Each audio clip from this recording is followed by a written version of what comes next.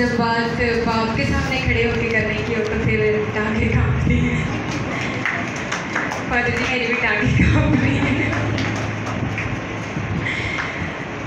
मैं खुदा की तहे दिल से शुक्रगुजार हूँ इसलिए कि आज उसने मुझे वहाँ से उठाकर यहाँ खड़ा किया।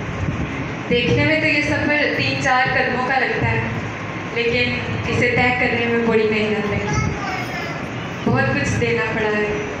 लेकिन खुदा का शुक्र है कि जितना मैंने दिया है उससे कई गुना खुदा ने मुझे दिया।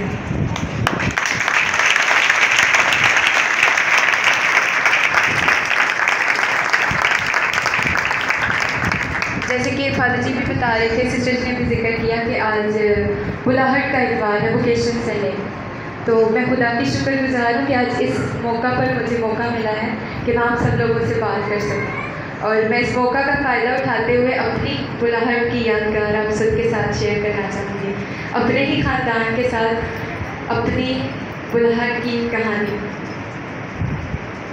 जैसे कि एक आम स्टूडेंट होता है ना, तो उसके स्टूडेंट जैसे ख्वाब होते हैं कि अच्छा पढ़ लूँ, खा लूँ, पी लूँ, सो लूँ और अच्छे मार्क्स आ जाए, स्टडी कंप्लीट हो जाए तो अच्छी जॉब मिल जाए, अच्छी गाड़ी हो, अच्छा घर हो। ऐसे ही ख्वाब थे मेरे भी। ज़िंदगी बड़ी नॉर्मल सी गुजर रही थी और ये ज़रूर था कि ख़ानदानी दुआ और ज़ाती दुआ में मैं मजबूर थी। लेकिन जब भी ये ख्याल आता था कि अपनी ज़िंदगी देनी है, तो हमेशा हर किसी से सुनती थी कि बड़ी मुश्किल ज़िंदगी है, हर कोई कर सकता है, तो उस चीज़ को पीछे कर देती थी। लेकिन फिर कुछ साल पहले की बात है कि हमारे पैरिश में खुदा ने हमें एक अजीम तोहफे से नवाजा, और अजीम तोहफा वो जो था वो फादर लुइस थे।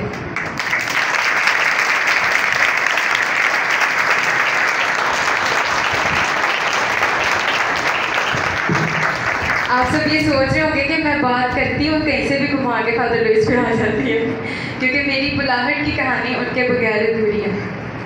तो फादर लुइस जब यहाँ आए तो दुआ तो हम पहले भी करते थे, लेकिन दुआ का अंदाज़ बदला, दुआ की रूह बदली। और ये मुझे कहने में कोई शर्म नहीं है, कोई झिझक नहीं है कि अगर वाकई दुआ करना सीखा तो वो फादर लुइस से सीखा।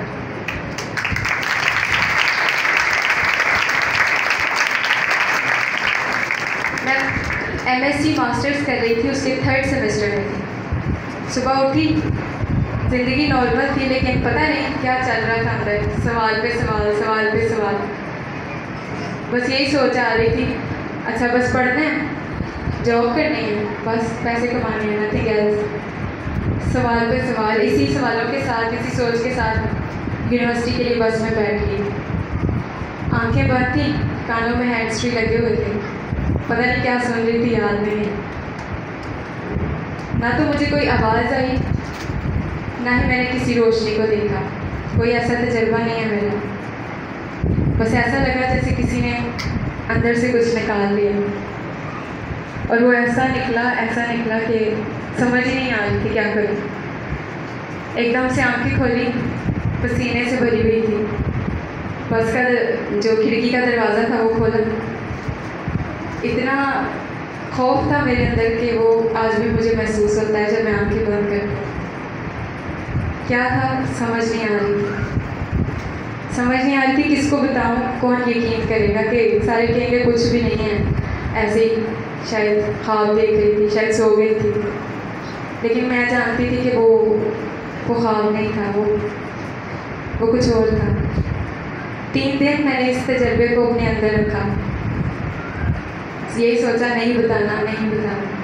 उन 3 दिन के अंदर पंजाबी में कहते हैं ना, जैसे बंदा खिंचिया जा जाता है, उन 3 दिनों ने मुझे जैसे झिझोड़ के रख दिया। मुझे समझ नहीं आ रही थी किससे बात करनी। तीसरे दिन यूनिवर्सिटी गई, बस फादर जी आ रहे थे दिमाग में, कॉल की, और वो पहली दफ़ा थी कि फादर जी ने मेरी पहली कॉल उठा ली। फादर जी ने कॉल उठाई, कहते हैं हेलो। इनकी आवाज़ सुनी और मैंने रोना शुरू कर दिया। मुझे कहते हैं तू मुझे डरा रही है। मैंने कहा मैं तो खुद डरी हूँ। कहते हैं क्या हुआ है? ख्वाजा मुझे बड़ा डर लग रहा है। ख्वाजा जी भी चुप, मैं भी चुप। थोड़ी देर बाद ख्वाजा जी कहते हैं क्या हुआ? उनका ख्वाजा जी कुछ समझ नहीं आ रही, ऐसे लग रहा है जैसे कोई बुला रहा है लेकिन कोई नज़र नहीं आता। मैं इस डर में थी कि कोई समझेगा नहीं, लेकिन खुदा ने मुझे वो इंसान दिया जिसने मेरी एक जुमले में समझ लिया। मैंने सिर्फ इतना कहा था कि ख्वाजा जी मुझे कोई बुला रहा है। जो खुद इस तजर्बे से गुजरता है वही समझ सकता है कि ये क्या है, ये जो लफ्ज़ हैं, ये जुमले हैं, ये क्या है। ख्वाजा जी ने मुझे कुछ नहीं कहा। ख्वाजा जी कहते हैं बस दुआ कर। मैंने कहा ठीक है। बात ख़त्म हो गई। कुछ दिनों बाद बात हुई। मैंने कहा ख्वाजा जी काम नहीं ठीक हो रहा। कहते हैं घर वालों से बात कर। मैंने कहा नहीं मानेंगे, बहुत मुश्किल है। कहते हैं आज जब दुआ करोगे घर में, खानदानी दुआ, तो उसके बाद शेयर करना। मैंने कहा ठीक है। रात को दुआ की। जब भी मैं उस बारे में बात करती थी तो मेरी आंखों से आंसू आते थे। मैंने अब्बू को बोला, मैंने कहा अब्बू ऐसा लगता है जैसे कोई बुला रहा है, और मैं रोना शुरू हो गई। मेरी अम्मी मेरे साथ रोना शुरू हो गई। अब्बू कहते हैं ठीक है देखेंगे, आप दुआ करें। बात फिर से ख़त्म हो गई। ख्वाजा जी ने मुझे कहा तू स्टडी कंप्लीट कर। मैंने कहा ठीक है, लेकिन मैंने वेट नहीं करना। कहते हैं तू पढ़। 4th सेमेस्टर ख़त्म किया, मास्टर्स ख़त्म किया। सबको यही था कि अब आगे बढ़ेगी, आगे जाएगी, अपना अगला काम करेगी, लेकिन मुझे पता था कि मैंने नहीं करना। शाम का टाइम था तो अबू मुझे कहते हैं तो करना की ना तो एडमिशन ले रही है, ना तो कुछ कह रही है, ना तो कुछ बोल रही। मैंने कह दिया, मैंने कहा मुझे मेरी सिस्टर बनना। फिर जो मेरी हुई वो ना मुझे। लेकिन मैं खुदा की शुक्रगुजार हूँ कि मेरे वालिदैन ने मुझे इतना समझा।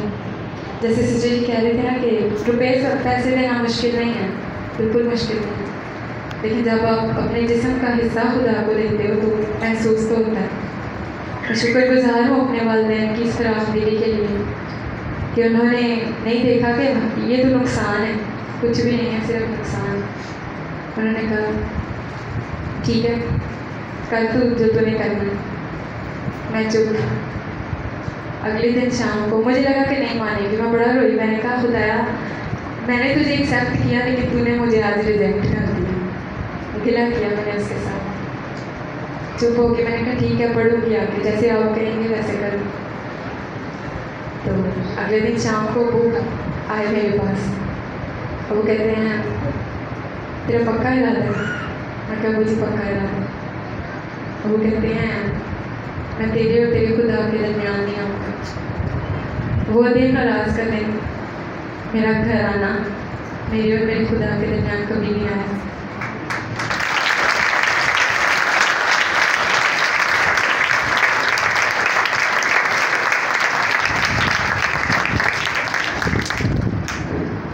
ख्वाजा जी ने अबू के साथ बात की, अबू ने ख्वाजा जी के साथ बात की, और ख्वाजा जी ने मुझे गाइड किया, हर तरह से गाइड किया।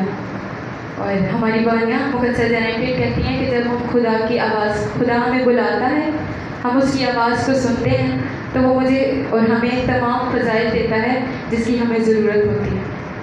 मुझे रास्तों की ज़रूरत थी और मेरे खुदा ने मेरे लिए हर तरह का रास्ता खोला। कहाँ जाना है, कैसे, कभी ज़िंदगी में लाहौर नहीं थी गई, आज ज़िंदगी के 6 साल लाहौर गुजार के आ खुदा का हर लिहाज से शुक्र करती हूँ।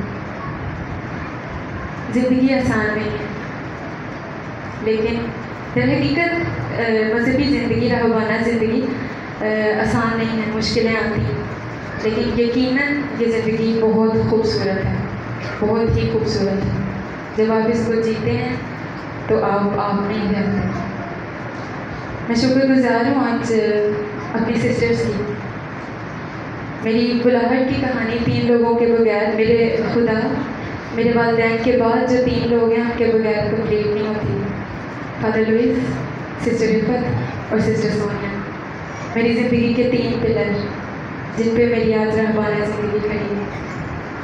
मैं शुक्रगुज़ार हूँ अपनी जमात की, जिन्होंने मुझे अपनी जमात में कबूल किया, मुझे इस काबिल समझा कि मैं उनके लिए उनका हिस्सा बन सकूं और उनके लिए खिदमत कर सकूं।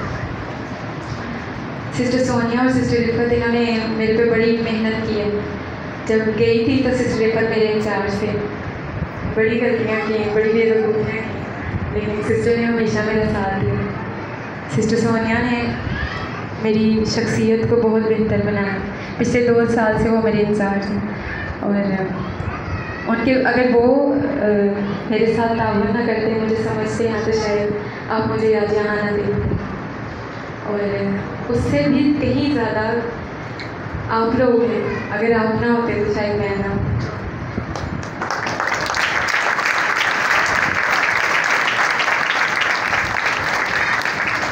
मैं शुक्रगुज़ार हूँ आज फादर काशिफ की, जो कि हमारी पैरिश प्रीस्ट हैं, बाबू आसिफ की, कि उन्होंने इतना हमें वार्म वेलकम किया।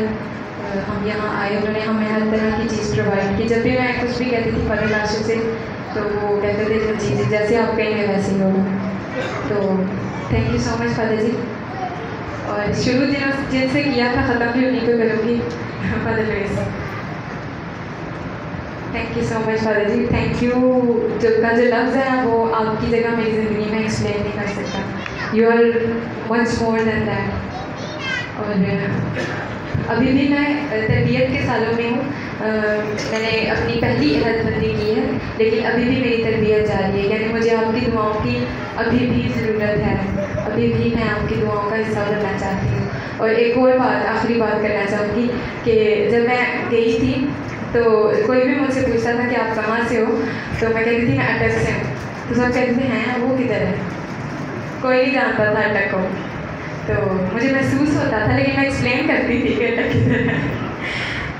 अभी मेरी ख्वाहिश है, जैसे कि फादर जी ने जब फादर जी शेयर कर रहे थे, मुझे नहीं पता था, और मैं शुक्रगुज़ार हूँ कि खुदा ने इतनी सारी बुलाहटों से आज हमारी पैरिश पर नवाजा है।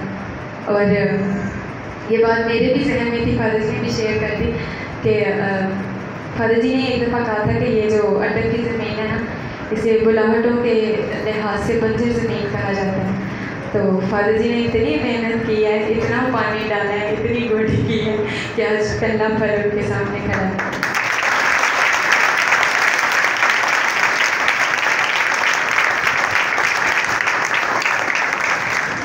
मैं शुक्रगुज़ार हूँ आप सबकी, और आप सबसे इल्तिमास करती हूँ कि मुझे अपनी दुआओं में याद रखिएगा, और आप लोग हमेशा ही मेरी दुआओं का हिस्सा हैं। और मेरी ख्वाहिश है कि अगली दफ़ा जब मैं अपनी दायमी अहदबंदी करके आऊँ तो मेरे साथ मेरी 5-6 बहनें और भी हों। Thank you so much.